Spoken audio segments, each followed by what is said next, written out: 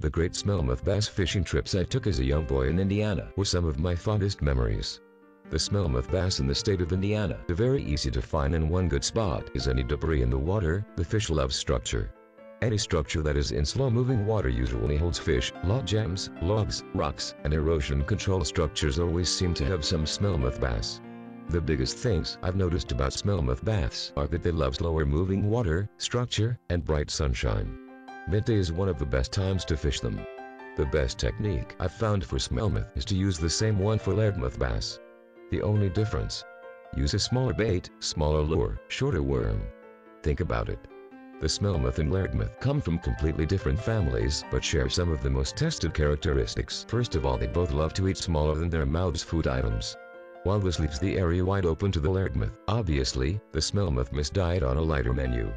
Any small insect is fair game, with crickets, grasshoppers, and even spiders making up most of the insect world's offerings.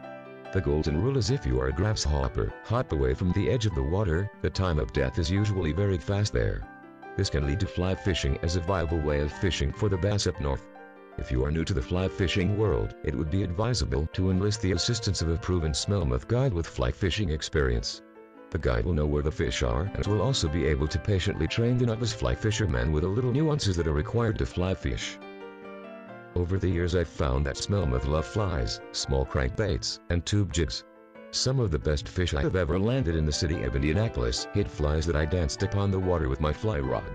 I was no expert at controlling the fly in fly fishing, but I could catch a few regardless. As for color, natural tones such as brown, orange, yellow, olive, and black work well in flies.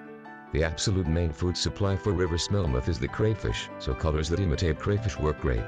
Natural colors in crankbaits and tube jigs that mimic crayfish and bait minnows work well, but don't be afraid to try off-the-wall colors like chartreuse and orange. Sometimes something different works well also.